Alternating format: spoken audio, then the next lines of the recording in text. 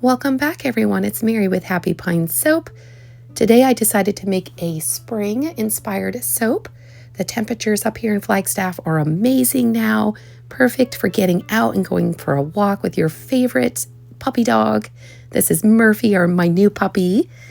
And so I went with a spring fragrance, peach, peony, and pear, as well as some spring-inspired colors, peach taffy, as well as Snake Island for our green. Each of these micas will be measured in teaspoons. I went with 1 teaspoon for the Snake Island and 2 teaspoons for the peach taffy. This is a 3-pound recipe, by the way, and is the exact same recipe I use for my 5 simple ingredient soap tutorial, which I will link below in the description, so you're welcome to use that recipe if you want to. To mix your micas, it's helpful to use a lightweight oil like sweet almond. I use 1 tablespoon for Snake Island and then 2 tablespoons for the peach taffy, and you just gently mix them with a mini mixer if you have it.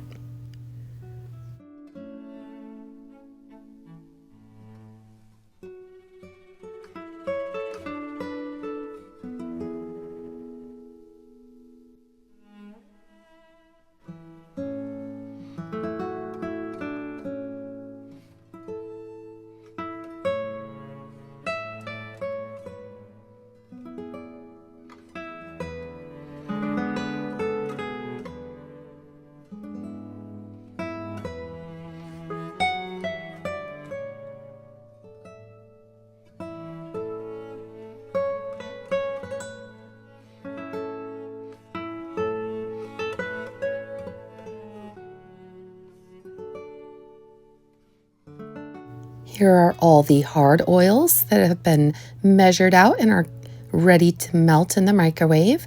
I like to always separate my hard oils and melt them first before I do my soft oils. And again, the full recipe is linked below in the description. Once you have melted your hard oils, which you get them to about 150 degrees, you can start adding your soft oils. And then that naturally and gradually brings the temperature down all by itself.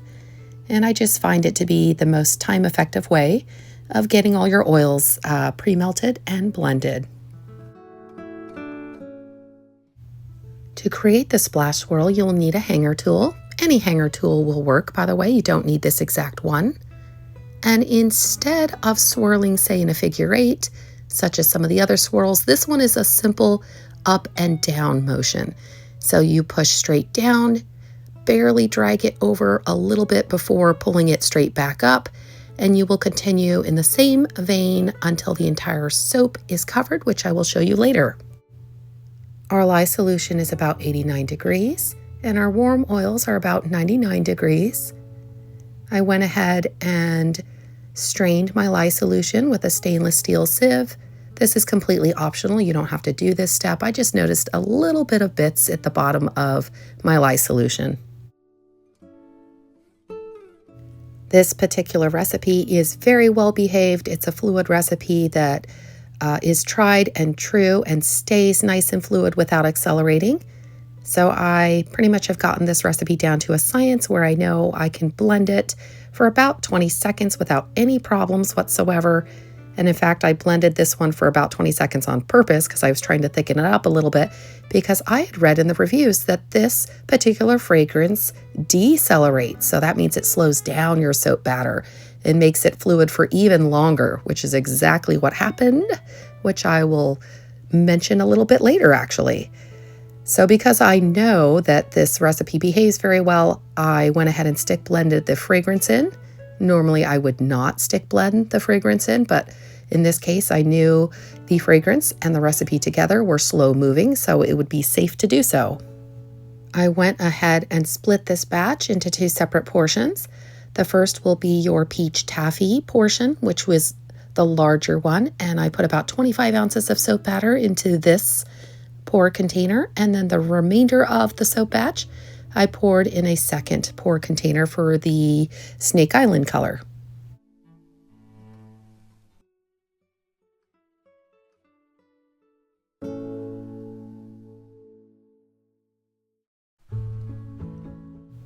Here I am pouring the peach taffy that we previously mixed into the larger of the two pour containers, the one with the 25 ounces of soap batter.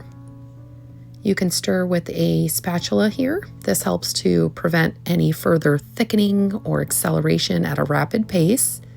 Some people choose to stick blend, but I go ahead and do it with a spatula.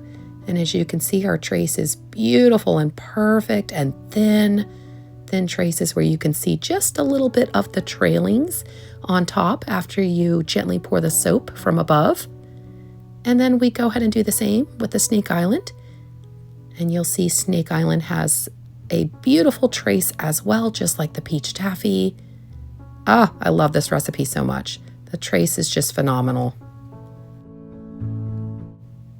I went ahead and poured the majority of the peach taffy in the bottom of my mold. What you will do then is you're going to take your Snake Island, and there is a bit of a drop swirl in this design basically, where you are dropping the second color from a little bit above. You know, it has some height basically, and I varied the height. So I went a little bit closer to the mixture, and then I took the pour container and moved it a little higher up. So that way you have some various heights here as the different colors are poured together. And I went ahead and continued this until most of the Snake Island was gone from the pour container. I like to reserve a little bit in the bottom of both pour containers for the design at the top, so feel free to leave just a little bit in each pour container.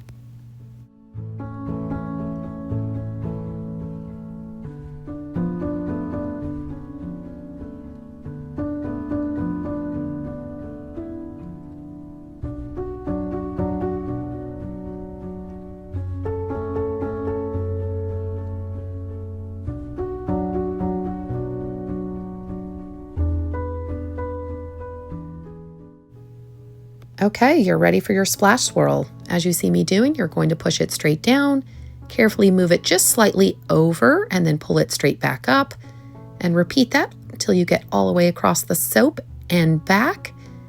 And the only thing that I wish I had done differently is not have to make separate passes to the right, where you see there's essentially this tool cannot reach the entire length of the soap mold. So I actually had to do this whole procedure again, but to the right, where there's essentially empty soap batter that's not being swirled right now. And that's only because my tool doesn't match the mold.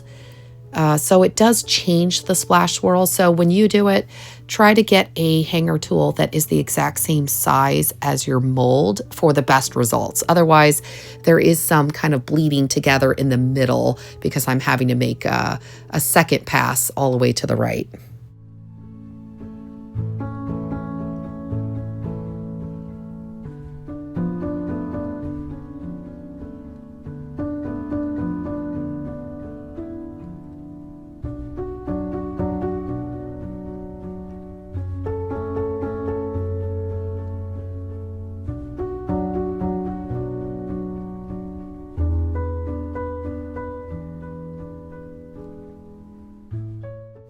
When you're ready for the swirl at the top, you will simply lay in some colors that remains in your pour containers, just carefully over the top.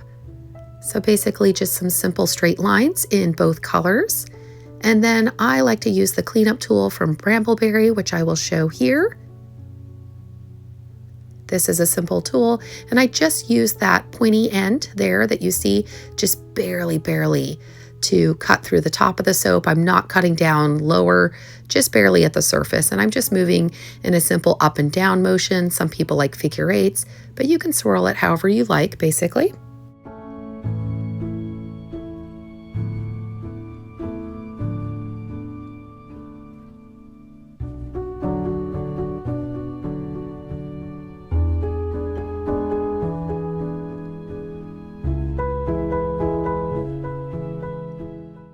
And here you see I have the mixture ready for oven processing. I went ahead and tapped it gently to release any air bubbles in the mixture, and then I went ahead and oven processed it for several hours. I had to wait till the next day to cut this. This mixture, unfortunatunfortunately, was way too soft. I really could have waited a second day before cutting it. You'll see in the next clip that as I'm cutting it, that really the soap is even sticking to my hands a little bit. So that was the only downside, is I think this fragrance decelerated it to the point where it needed extra time to set up before cutting. So that's what I would do differently next time, is just wait a couple of days before cutting it. But I just didn't have the extra day. Unfortunately, I had to cut it to show you the video. But overall, I like this swirl. Again, I think this swirl would have been more of that classic splash swirl if I hadn't had to make the second pass. So again, for yours, try to get that hanger swirl tool the exact same length as your soap mold, because that will make the splashes kind of in that more up and down vertical pattern, as opposed to some of the mixture looks like it's swirled a little bit. So I wasn't 100% happy with this design. I think I'm going to try to repeat it in a future video, but I hope nonetheless that you found it helpful. I so appreciate all of you for watching, and I really look forward to seeing you all in the next video. I hope you are all having a wonderful spring and getting out and enjoying some sunshine, and I look forward to seeing you all in the next video. Take care, everybody.